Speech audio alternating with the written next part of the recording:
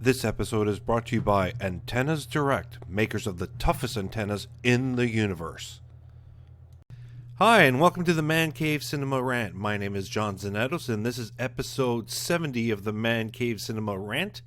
And today we're going to be talking about two things: Atari and Activision.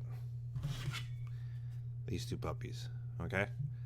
Now, this is not going to be a historical sort of video podcast or whatever you want to call it. I'm not going to be discussing who did what, why they left, why it happened, blah, blah, blah. This is my own account of when I was a child, and from then till now, and especially now that I'm older, I'm appreciating things a little bit more. So just to give you an example, with Atari and Activision, okay, just a quick overview, and I may be wrong with this, but I think I'm pretty right. A group of people, okay, oh, there we go. A group of people who used to work for Atari were fed up that they weren't getting recognition for the games that they were creating. So what they did was they started their own company called Activision. Now, a lot of us Atari folks know Activision very well. I mean, for instance, see, it says here, Enduro, conceived and designed by Larry Miller.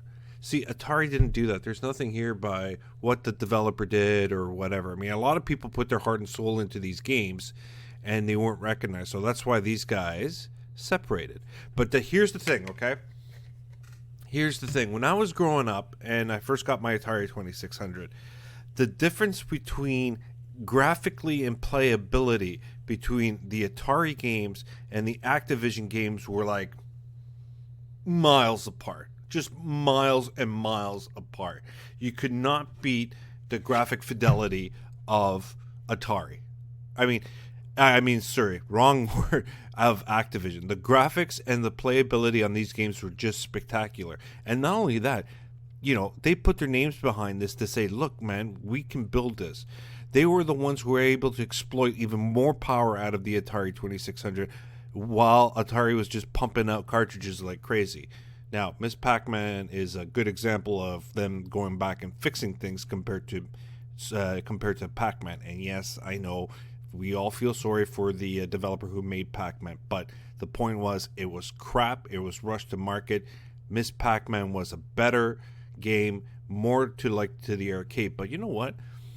Activision rarely did any what's it called? Sort of arcade sort of clones or copies or what have you. They made their own games. I mean, if you compare Enduro to all the driving games on the Atari from Atari, Enduro just kicked ass. Now, compare Battlezone on the from Atari and Robot Tank by Activision. Robot Tank, miles and miles better game. I mean, it had the weather, it had fog, it had nighttime battles, it had everything you wanted. It wasn't just a copy of the arcade. There was thought. There was, what's it called? Not ingenuity, but there was imagination behind the games to make them that much better. Not just a copy of an arcade. They went that step further. Activision was a very proud company, and when they made a game, they made it a good game. Again, if you compare Star Raiders on the Atari versus Star Masters from Activision, huge difference in graphic fidelity in every state of the matter. But this was when I was younger. This is what I saw. This is how I realized things. And a lot of the games that I bought were Activision games just because they were that much better, especially when Pitfall came out. Nothing that was in the Atari catalog even touched what Atari had versus Activision. Just amazing work. And then Pitfall 2, that just stratosphere. I mean, if you wanted to exploit the Atari 2600, they did it. And not only that, they put in a sound chip in the Pitfall 2 cartridge to give you that much more of immersive playability on the game. Amazing. Just amazing what this company was able to do, okay? But now, as I get older, I realize, and especially reading the history about the thing, I realize, the Atari carts and games weren't that bad. I mean, they were very, very good. Now, especially at the end of sort of the life cycle before the so-called crash. And, in my opinion, that video game crash, I don't call it a video game crash. I just call it a video game correction. Just things got corrected and got restarted again. That's all. Okay? Bad business decisions and what have you.